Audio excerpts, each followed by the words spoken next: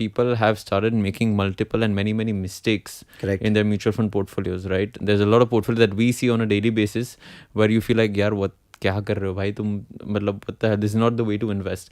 And people have to understand there's a very big distinction between a good mutual fund portfolio and a bad mutual fund portfolio. It's not that mutual fund है तो सही है. Correct. ऐसा नहीं है. You can go really wrong also. ठीक है? We've seen that firsthand. We've Correct. seen these things. So let's discuss what are the basic mistakes that people make while investing in mutual funds, because we see, I think we can list it down to like 5-6 mistakes. If you avoid these basic mistakes, then what fund you buy doesn't quite matter. What is your opinion? One fundamental mistake, I think what comes back to the last point that we just discussed about the war, is the time horizon.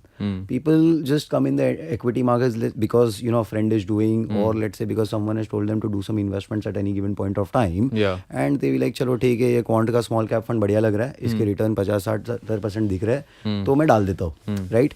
Not understanding where the small cap benchmark is today, not understanding whether they have that appetite for their taking a risk of a small cap fund, and also not understanding whether how long do they want to be in, right? People just know कि अच्छा ये करना है, but वो करके तुम्हें ये पूरा रास्ता जाना है आगे और कहाँ पहुँचना है वो किसी को पता ही नहीं है. So you're saying short-term horizon is one of the issues with... The mentality has become of quick money, short-term horizon. That's why. Right. I was reading that almost 70-80% of investors hold their mutual fund for less than 2 years. I'll tell you what, these are the do-it-yourself or DIY investors that they say. Because as I said, no, उसको बस लगता है कि कुछ करना है और फिर कर अच्छा ये ठीक नहीं लग रहा है, गलत टाइम पे शायद आ गए होंगे या कुछ और कर गया, तो चलो इसको निकाल दो, कुछ और कर लेंगे. Correct. So the average SIP period on all of these platforms like Zerodha and Grow and so on is just 6 months. Which is just ridiculous, right? It's not...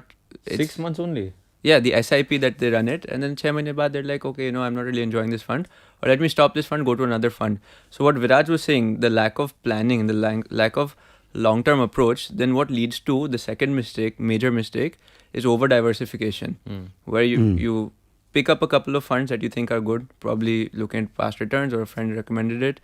Then after 6 months, you're like, nahi, maza nahi aa raha hai. Let me look at another one. I have personally seen a portfolio with 60 different funds in them. Wow. While that is an aberration, it's not abnormal to come across portfolios with 15, 20, 25 funds, right? You're not going to outperform the market if you're holding on to the entire market. You're better off just buying an index fund and save on cost at least. It's a very, very thin line between duplication and diversification. Yes. Now, if I am, for example, I am buying a Mirae Asset Mid-Cap Fund, and I'm buying an Edelweiss Mid-Cap Fund, and I'm buying a Kotak Emerging Equity, which are 3 Mid-Cap funds. Yeah. I think यार Mirae Asset, Mirae Kotak और ये Edelweiss आ गया है, तो चलो ठीक है, मैंने diversify कर लिया. Very few people have the knowledge or the willingness to kind of go inside that, understand कि अच्छा इसके ये stocks है, इसके ये stocks है, इसके ये stocks है, तो थोड़ा diversification हो रहा है कि नहीं देखूं मैं, right? True diversification lies in category differentiation. Yeah. Have a large mid-cap, small cap, flexi cap, and you're good to go, right? You've got different aspects. Yeah, and the interesting thing is that within the same category, the difference between the top performing mid-cap fund and the worst performing mid-cap fund, the difference will be almost like 20-25% in a year. Right. Even if you see the 3-year CAGR, the difference can be a good 15% between the top performing and the worst performing. So, chasing returns, which is also one big factor which we see in youngsters nowadays who want to kind of start up their SIP or mutual fund portfolio. कि यार ये 1 साल की return इसकी बढ़िया लग रही है, इसमें कर लेता हूँ. Not knowing that 5 साल 10 साल की return is very nominal and they're not even beating the benchmarks. बहुत लोग मुझे ये आर्टिकल्स भेजते हैं कि none of our funds are in the why are they not in this rank? Like boss, you have to understand that again this is a very important stat. Any fund that is in the top quartile means top 25% of performing, right, in the last 1 year, 2 years, the chances of them remaining in the top quartile are actually less than 15% in the next year. Correct. So it's almost as if agar aap instead of purchasing the best fund in the last 1 year, if you actually choose from the worst performing funds, you're probably going to be doing better than picking the fund that has done well. So people don't understand that chasing returns. See, you are not putting you're putting your money in now. What's happened in the past is it doesn't matter. आपको तो अब से मतलब है ना. And since we can't predict the future, there has to be a much better method of selecting funds, right, where we can increase the probability of picking a good fund in the future rather than just looking at the past returns. In 10 years, they've got a CAGR of 7%, जबकि Nifty itself has given 15%. Absolutely. So that is the story that people are going through with mutual funds, unfortunately. फिर बोलते हैं mutual fund सही नहीं है. On the flip side, there's a thing that people do at the other extreme end, which is ignore the numbers, ignore historical performance, and just buy something based on purely a story, right? And that happens a lot with NFOs.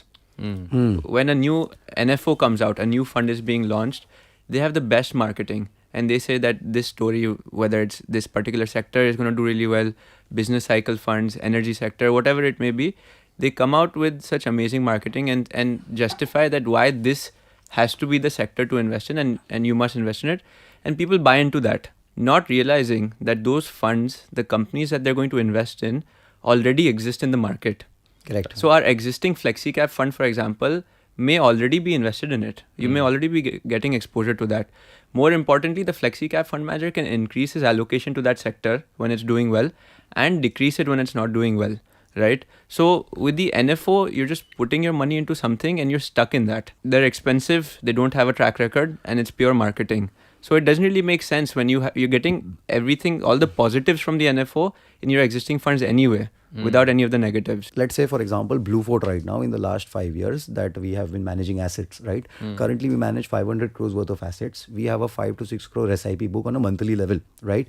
All we have done is 8 to 10 funds since inception. Yeah. And I can say this, 90% of our clients have a CAGR of about 20%, right? And that is purely due to the fact that we have avoided things we have done things what should not be done. Right, more than things what should be done, correct? Yeah. So no NFOs from our side at all, purely because of the fact that NFO is nothing but a marketing game. You know how much was collected in NFOs last year? How much? 66,000 crores alone was collected. Because in it has NFOs happened last now. What has happened is अभी वो मोदी जी आते हैं budget में बोल देते हैं या निर्मला जी बोलती है कि इसमें इसको एनर्जी को बढ़ावा दो, इंफ्रास्ट्रक्चर को बढ़ावा दो, इसके लिए इतना बजट है, तो they come up with a logistics fund और एन एनर्जी फंड और एन इंफ्रास्ट्रक्चर फंड.